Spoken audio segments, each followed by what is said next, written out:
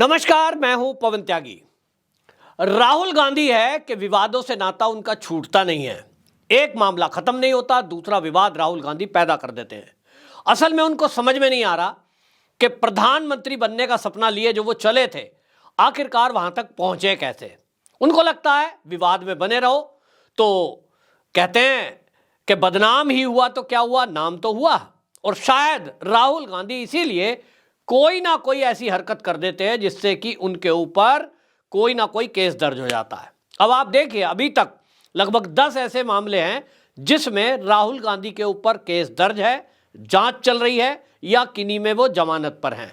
अभी ऐसा ही एक मामले में दिल्ली की हाई कोर्ट ने राहुल गांधी के विरुद्ध एफआईआर करने का फैसला सुनाते हुए वो याचिका रद्द कर दी जिसमें राहुल गांधी को राहत देने के लिए उनके वकीलों की तरफ से एप्लीकेशन लगाई गई थी, आग्रह किया गया था। मामला है, आपको याद होगा, यह मामला 2021 का है और 2021 में एक नाबालिग दलित से रेप हुआ था।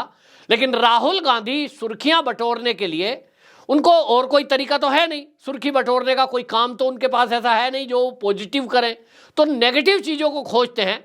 और वो पहुंच गए उस परिवार में, और उस परिवार में बच्ची के माता पिता के साथ बाकायदा मीडिया के बीच, मीडिया को लेकर पहुंचे और वो फोटो वीडियो उन्होंने वायरल कर दी अपने खुद के सोशल मीडिया प्लेटफॉर्म से, और वो हैंडल से वीडियो ट्वीट कर दी। उसके बाद ये हुआ, क्योंकि हमारे देश में एक कानून है कि नाबालिग बच्ची के साथ यदि कोई रेप होता है तो मीडिया को भी ये निर्देश है कि आप उसकी पहचान को छुपा कर रखेंगे, नाम भी बदल कर छापेंगे, मीडिया उसकी तस्वीर नहीं दिखाएगा। लेकिन ये राहुल गांधी है, इनको लगता है कि ये देश में इतने साल इन्होंने राज किया है, कानून को तो ये कुछ समझते ही नहीं है। इनको लगता है इनका तो कुछ बाल बांका हो नहीं सकता है क्योंकि न्यायपालिका में इनकी पैठ है। और इसी अहंकार के कारण राहुल गांधी एक के बाद एक गलतियों को दोहराते हैं। अब इसको लेकर के जैसा राहुल गांधी सोच रहे थे कि कार्रवाई तो कुछ होगी ही नहीं, लेकिन कानून से बढ़कर इस देश में कोई नहीं है। ये 2014 के बाद से मोदी सरकार जब से आई है, ऐसे लोगों को समझाने का काम मोदी सरकार कर रही है। हालांकि काम न्यायपालिका का है, लेकिन न्यायपालिका में भी किस तरह की दखलंदाजी होती थी, कैसा प्रेशर होता था, ये कांग्रेस के टाइम में किसी से छुपा नहीं है।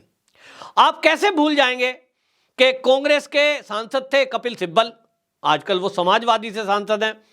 वो अयोध्या जैसे मुद्दे को, जिसकी डे बाय डे हियरिंग चल रही थी, वो चुनाव के समय वो बड़े दावे के साथ सुप्रीम कोर्ट में कह रहे थे, जज साहब ये फैसला 19 के चुनाव के पहले ना हो जाए। इसका मतलब क्या है? इसका मतलब यह है कि कपिल सिब्बल की इतनी चलती थी कि सुप्रीम कोर्ट के जज भी फैसला कब देंगे कब नहीं, ये उन्हीं के आधार पर तय होता था। अब आप समझ लीजिए कि जब सुप्रीम कोर्ट में सीजेआई की अध्यक्षता वाली कोई खंडपीठ सुनवाई कर रही हो और उसमें कपिल सिब्बल, जो कि खाली एक इनका सांसद या प्रवक्ता था, उनके कहने पे सुप्रीम कोर्ट की कलम रुक जाती हो, तो ये जो राहुल गांधी हैं, भाई ये तो पार्टी के प्रमुख हैं, गांधी परिवार ही तो सब कुछ है, तो इनको लगता ही होगा कि हमारा कौन बाल बांका करेगा। लेकिन अब सत्ता परिवर्तन हो चुका है, अब तो मोदी का कार्यकाल है, और इसीलिए आपको बता दें कि अब राहुल गांधी भले ही ये सोच रहे हो, लेकिन उनकी सोच केवल ये चुनाव होने तक है।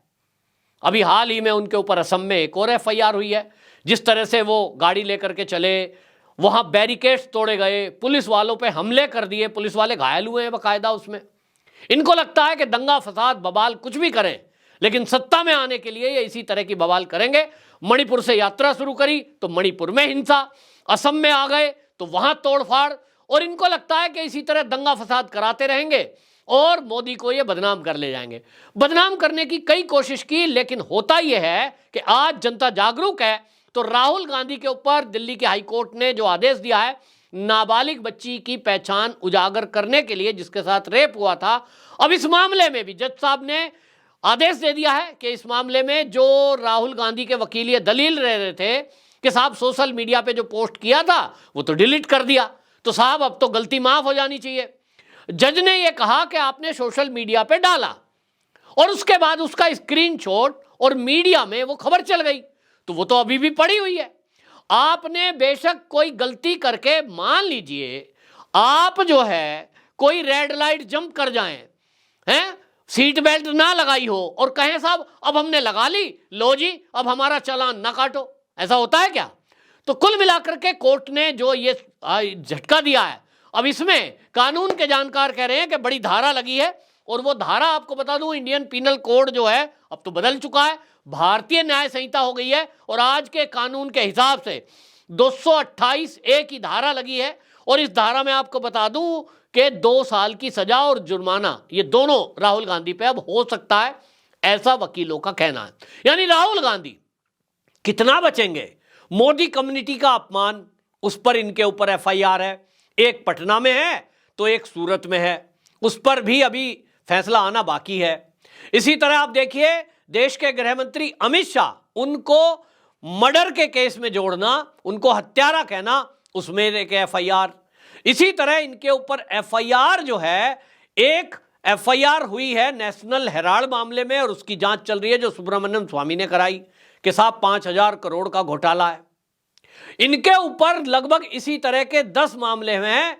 ये लंकेश, गौरी लंकेश का जो हत्या था, हत्याकांड, उसमें जोड़ रहे थे, और जब चाहे जहां चाहे मुंह में जो आ जाता है बोल देते हैं।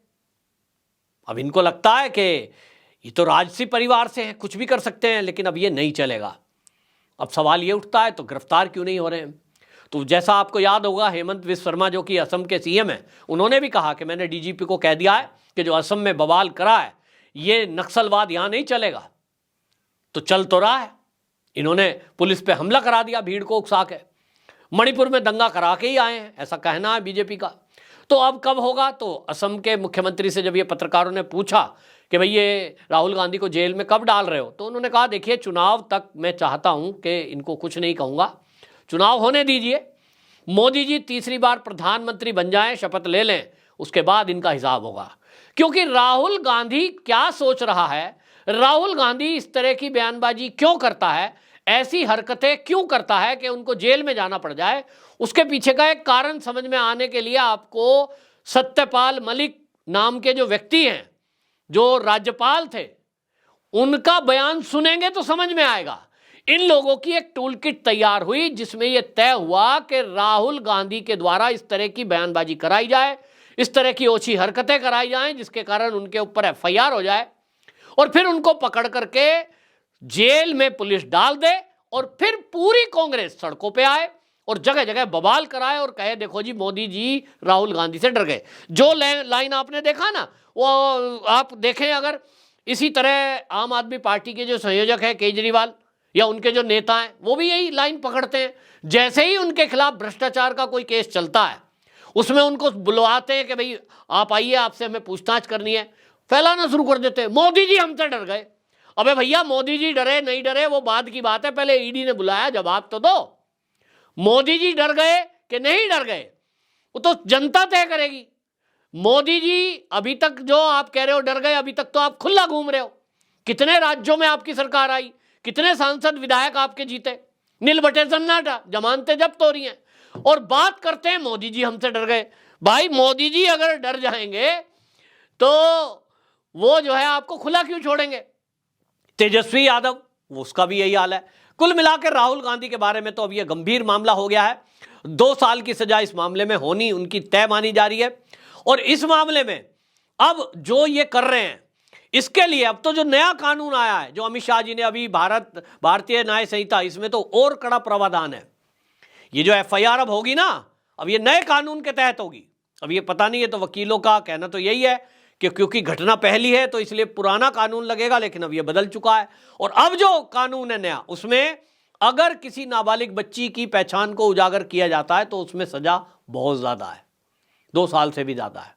तो राहुल गांधी की मुसीबतें बढ़ने वाली हैं, लेकिन इतना तय है कि इस समय सरकार ये जरूर चाहेगी, खासतौर पे दिल्ली पुलिस क्योंकि केंद्र के पास है, कि भैया राहुल गांधी को जब तक ना पकड़ा जाए, जब तक कि चुनाव ना हो जाए, क्योंकि राहुल गांधी तो चाहता ही है कि उनको जेल में डाल दें, ताकि कांग्रेस के नेता सड़कों पे उतरकर बवाल करें, दंगा फसाद करें, और एक नैरेटिव चलाने की कोशिश करें कि मोदी जी अगर किसी से डरे हैं विपक्षी नेताओं से, वो तो राहुल गांधी है। क्योंकि ही मैन तो पूरे विपक्ष का यही है, इंडिया अलायंस का यही। ये बात अलग है कि इंडिया अलायंस में भी कोई राहुल गांधी को पूछ नहीं रहा है, ना उसकी यात्रा पे कोई ध्यान दे रहा है, उसका एक काम करने का तरीका देखिए कि उसकी लड़ाई मोदी जी से है, लेकिन वो असम में धरना प्रदर्शन कर रहा है, एक मुख्यमंत्री के खिलाफ बयानबाजी कर रहा है, सबसे भ्रष्ट सरकार। अगर अरे भैया असम में चुनाव है क्या? राहुल गांधी से कोई पूछे कि आप जो असम की सड़कों पे उत्पात मचा रहे हो, वहां जो आप मंदिर के बाहर धरना प्रदर्शन कर रहे हो, और आपकी यात्रा जब असम में पहुंचती है तो आप हेमंत बिस्व शर्मा के खिलाफ जो बयानबाजी कर रहे हो कि सबसे भ्रष्ट सरकार अगर है तो वो असम की है, इससे क्या कहना चाहते हो? क्या हेमंत बिस्व शर्मा प्रधानमंत्री का चेहरा होंगे बीजेपी की तरफ से? ऐसा तो नहीं है, वो तो मोदी होंगे। तब हेमंत बिस्व शर्मा पे आक्रमण करने का आपका क्या तरीका है? क्या वहां विधानसभा के चुनाव होने हैं असम में? उत्तर है नहीं। फिर आप वहां काहे भिड़ रहे हो भाई? इसी के लिए उसको जो उपाधि दी गई है ना, वो शब्द मैं नहीं बोलूंगा क्योंकि प्रियंका ने मना किया है कि मेरे भाई को पप्पू ना कहा करो, तो मैं नहीं पप्पू कहूंगा। ये आप लोग समझें कि उनको क्या कहना चाहिए। और इतना जरूर है कि राहुल गांधी अपनी मुसीबत खुद बढ़ा रहा है, नहीं तो सीधे सीधे राजनीति अगर करना बस की नहीं है तो भाई बहुत सारा काम है देश में करने के लिए, और मोदी जी की तो योजना बहुत सारी हैं, लोन भी देने को तैयार है मोदी सरकार। तो अपना कोई काम धंधा कर ले, जब राजनीति बस का नहीं है काहे इधर उधर भटकता फिरता है भाई? जेल में गया तो बड़ी दिक्कत हो जाएगी। बहरहाल आपकी क्या राय है कमेंट बॉक्स में जरूर बताएं। वंदे मातरम।